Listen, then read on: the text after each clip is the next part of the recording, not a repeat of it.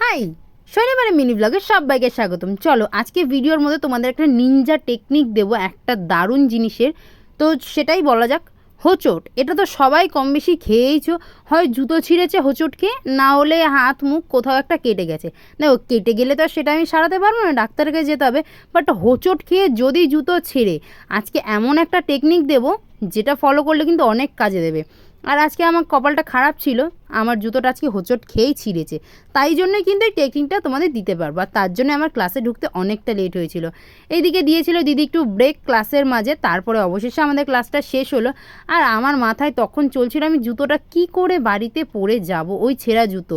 চলো এবার টেকনিকটা দেখানো যাক। টেকনিকটা কিন্তু আমার জানা ছিল না, এটা আমার বান্ধবীরই পুরোপুরি মাথা থেকে বের করা। গাইস, নিনজা টেকনিক, জুতো গেছে ছিঁড়ে। এই যে টেকনিকটা, ওটা হচ্ছে পায়ে, এটা হচ্ছে মাথার গার্ডার। এটা হচ্ছে ইনস্ট্যান্ট হ্যাক।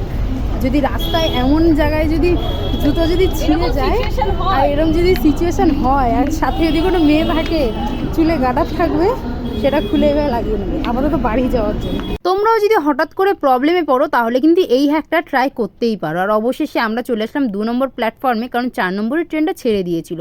এবার চলো বাড়ি যাওয়া যাক ওই ছেঁড়া জুতো পরেই। তাও ভালোভাবেই আমি এসেছিলাম কিন্তু ওইভাবে। তো চলো দেখা হচ্ছে পরে মিনি ব্লগে। চ্যানেলটা সাবস্ক্রাইব করো। বাই।